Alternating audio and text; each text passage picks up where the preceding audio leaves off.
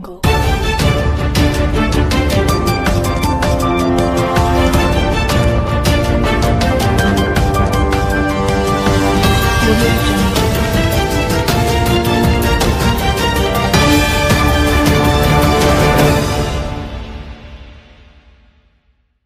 Tapi laku banget loh, Bang.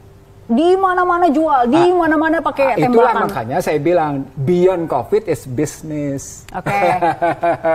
Jadi di balik COVID-19 is business gitu. Nah, ketika saya tarik secara makro, it's a part of yang namanya economic war. Gitu. Jadi dalam buku Bangsa Terbelah sudah saya sebutkan sejak awal, bahkan presentasi saya di mana-mana, sejak yang namanya Cina mendeklarasikan melawan Bank Dunia, melawan namanya US dollar, gitu posisinya, lalu mendeklarasikan mendirikan New Development Bank dan melawan ADB dengan Asian Infrastructure Investment Banking, gitu ya, seperti buku saya di 2015. Maka sesungguhnya perang bisnisnya perang ekonominya menjadi lebih tajam. Gitu. Oke, Bang. Kalau corona itu disebutkan by design, ya, berarti ini kan orang banyak yang punya pikiran bahwa corona, iya benar waktu itu soalnya ada orang makan kelelawar gitu kan di Wuhan, itu awal mulanya. Terus ada juga yang emang sengaja diadain itu virus diadain. Ada yang bikin kayak di film-film gitu kan. Banyak film Hollywood yang menyodorkan bahwa ini ada virus, kemudian sudah ada antidotnya gitu kayak gitu-gitu. Kalau gitu beneran dong yang terjadi di Wuhan itu memang sengaja diadain? Menurut cerita saat itu ada yang namanya pihak intelijen Cina yang sedang menjual Amerika tentang hasil penelitian Wuhan Laboratorium. Pada saat penjualan itu, botol yang mau dijual itu ditembak. Pecah, dia menyebar. Dengan sengaja? Dengan sengaja. Jadi ditembak oleh pihak para sana. Karena ketahuan ada yang menjual. Dan itu kemudian si penjualnya juga mati. Botolnya berantakan, disitulah menyebar virus.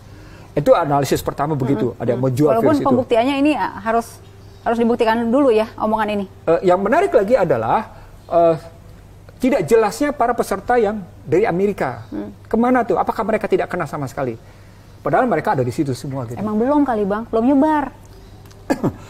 Kalau Anda bilang dia ada di pasar Wuhan, pasar binatang liar Wuhan, kan mereka pergi ke pasar binatang luar. Saya ngelihat ke posisi bagaimana mereka beredar.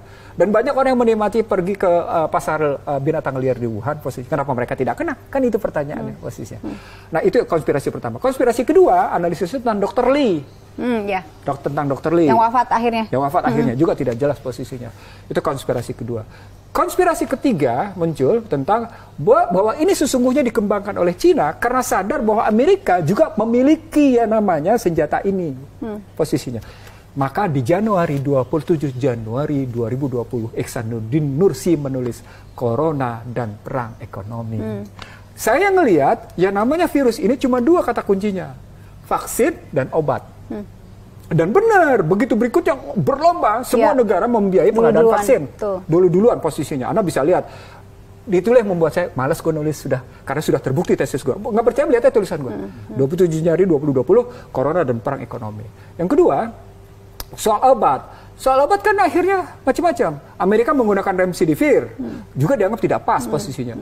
Israel menggunakan yang lain, Korea Selatan, macam-macam posisinya. Poinnya adalah soal bisnis.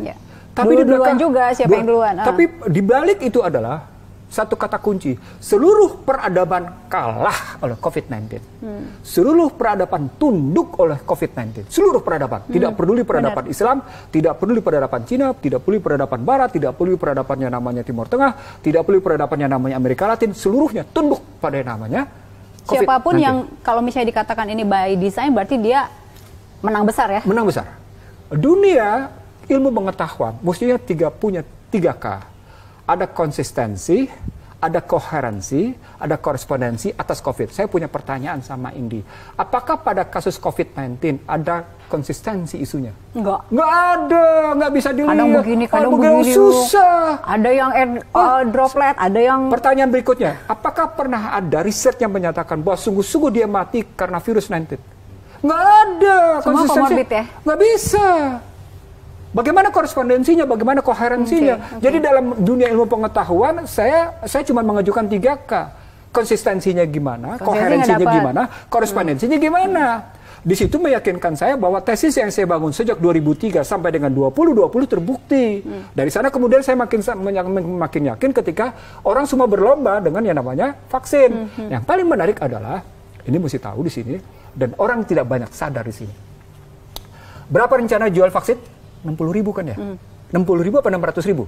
Saya tidak tahu. Yeah. Tapi poinnya, apakah ini commercial good atau hajat hidup orang banyak? Komersial jatuhnya. Komersial jatuhnya. Anda sesuai dengan Amerika.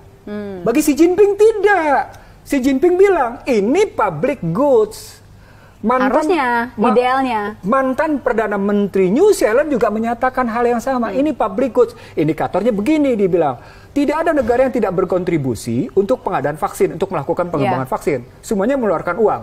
Jepang, Korea, semuanya memberikan bantuan ke WHO. Bahkan Cina sendiri memberikan bantuan. Pertanyaannya, uang itu milik siapa? Milik rakyat kan?